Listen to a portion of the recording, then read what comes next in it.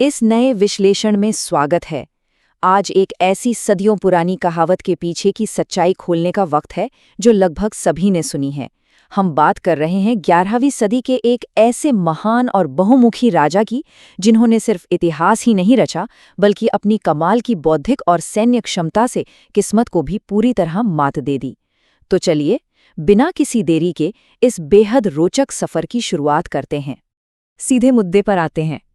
क्या गंगू तेली की ये जो मशहूर कहानी है वो दरअसल दो बेहद ताकतवर दुश्मन राजाओं की हार को छुपाने वाला कोई सीक्रेट कोड है?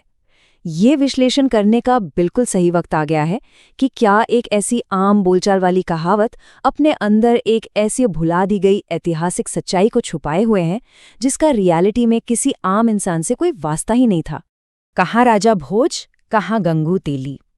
ये वाक्य ये इतना मशहूर है कि रोजमर्रा की आम बोलचाल में कहीं ना कहीं सुनने को मिल ही जाता है। पीढ़ियों से लोग इसका इस्तेमाल एक महान नेता और एक बिल्कुल साधारण व्यक्ति के बीच की असमान तुलना करने के लिए करते आ रहे हैं। लेकिन जरा रुक कर सोचने वाली बात यह है कि क्या इस तुलना का आधार वाकई में इतना सरल है? Section 1, the myth of Gangu Teli. एक महान राजा और एक आम तेल निकालने वाले की तुलना, पर क्या सच्चाई यही है? Section 2, decoding the hidden history. कैसे उच्चारण की एक छोटी सी गलती ने युद्ध की एक इतनी बड़ी सच्चाई को सदियों तक छिपाकर रख दिया। यहाँ आकर सच्चाई शीशे की तरह साफ हो जाती है। जिसे सदियों से एक साधारण गंगू तेली समझा जाता रहा, ध्यान देने वाली बात यह है कि वो दरअसल कभी कोई आम व्यक्ति था ही नहीं। किस्से कहानियों वाली इस धारणा और ऐतिहासिक सच्चाई में एक चौंकाने वाला अंतर है। असल में हुआ ये था कि गंगू और तेली, ये दो शब्द गंगेया और तेलांग नाम के दो अलग अलग शब्दों का बिगड़ा हुआ रूप है। समय के साथ बोलचाल की भाषा में ये शब्द पूरी तरह बदल गए।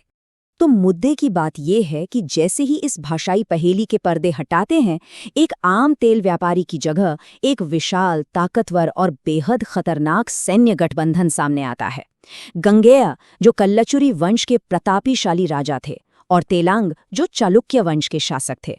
इन दोनों ने आपस में हाथ मिलाकर उस दौर के महान परमारा वंश को चुनौती देने का दुस्साहस किया था। ये कहावत दरअसल दो आम शब्दों का नहीं, बल्कि दो विशाल राज्य शक्तियों का वर्णन कर रही है।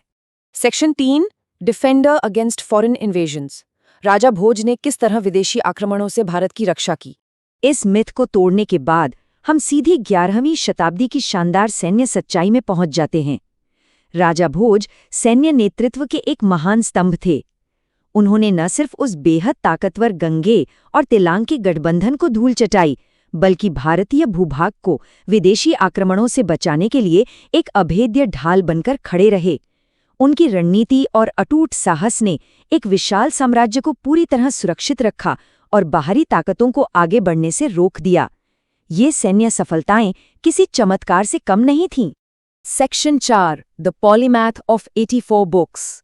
राजा भोज सिर्फ एक योद्धा नहीं, बल्कि एक असाधारण विद्वान भी थे। 84 यानी 84, ये संख्या अपने आप में हैरान कर देने वाली है।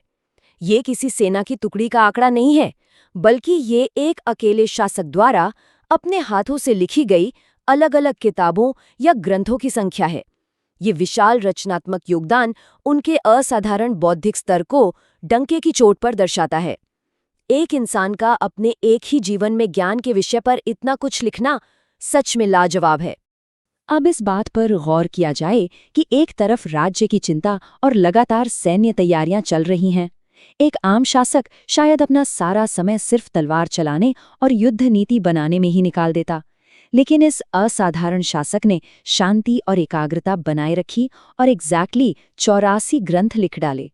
भारी सैन्य जिम्मेदारियों और गहरे बौद्धिक विचारों के बीच का ये आदर्श संतुलन उन्हें एक पूर्ण पॉलीमैथ यानी एक बहुमुखी प्रतिभा का स्वामी साबित करता है। Section 5, legacy beyond the legend. उनकी विरासत, जो सिर्फ एक कहावत नहीं बल्कि सच्चा इतिहास है। ये जानकारी इस शासक की पूरी तस्वीर को बदल कर रख देती है। एक तरफ देखा जाए तो एक निष्ठावान योद्धा जिसने दुश्मन राजाओं के विशाल गठबंधन को हराया और विदेशी आक्रमणों के खिलाफ दीवार बनकर देश को बचाया, और दूसरी तरफ वही शख्सियत एक महान विद्वान भी थी, जिसने 11वीं सदी के दौर में 84 ग्रंथों की रचना की।